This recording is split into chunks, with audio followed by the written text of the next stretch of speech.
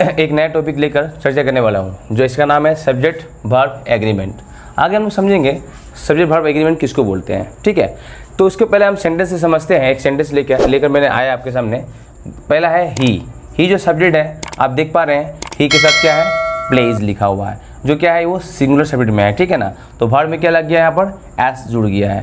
तो इसका मतलब क्या हुआ, ही के साथ प्लेस का सेटिंग हुआ है। तो ये किस प्रकार से हुआ, आपको इसी को लेकर जो है सब्जेक्ट वर्ब एग्रीमेंट के बारे में बताया जाएगा। ठीक है, नेक्स्ट जो है आपका साथ देखिए यहाँ पे दे है। दे क्या है, सब्जेक्ट प्लूरल है, सब्जेक्ट प्लूरल है, जो कि आपके इसके साथ क्या सेटिंग क्या हुआ है, वर्ब के रूप में आर। तो आर का सेटिंग क्यों किया गया है, इन सभी के बारे लेकर आपको पहले चर्चा करेंगे। ठीक है, तो उनमें से नंबर 1 हुआ सिंगुलर सब्जेक्ट क्या होता है।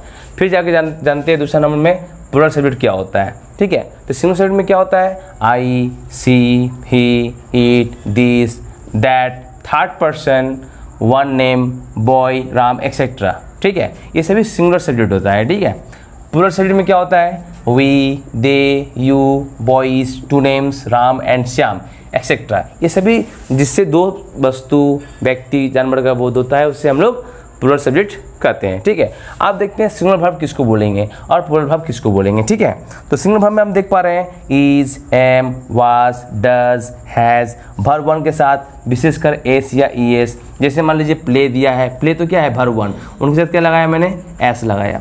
जैसे यहाँ पर क्या गया है, ईट्स, ईट्स क्या है, वर्ब 1 है ईट, तो इसके साथ क्या लगाया मैंने, एस लगाया। तो ये वर्ब जो है आपका क्या बन गया, सिंगुलर बन गया। जैसे मान लीजिए गो है, गो क्या है, वर्ब 1 है, किंतु वर्ब 1 में ये प्लूरल सब्जेक्ट में है, प्लूरल वर्ब में है। ठीक है, तो इसके साथ क्या जोड़ दिया मैंने, ईएस जोड़ दिया, तो क्या बन गया, ये गोज। तो गोज क्या बन गया, आपका सिंगुलर वर्ब बन गया। ठीक है, उसी प्रकार से हम समझेंगे प्लूरल वर्ब किसको कहते हैं।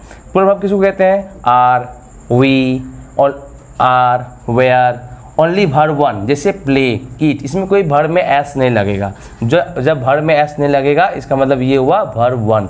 वर्ब 1 मतलब हुआ वर्ब का पहला रूप। ठीक है, ये हमेशा क्या होता है, प्लूरल वर्ब में होता है।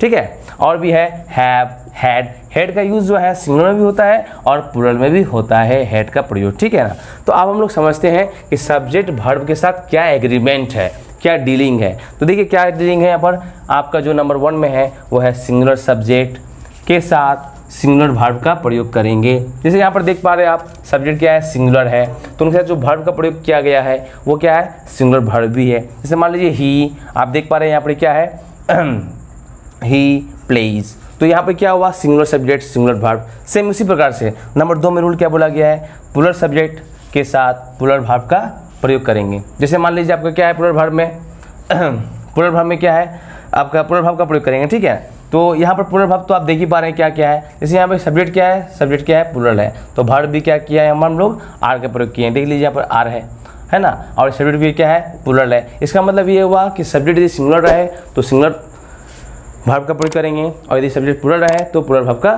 प्रयोग करेंगे। आज हम लोग क्या सीखे, सब्जेक्ट वर्ब एग्रीमेंट। ठीक है।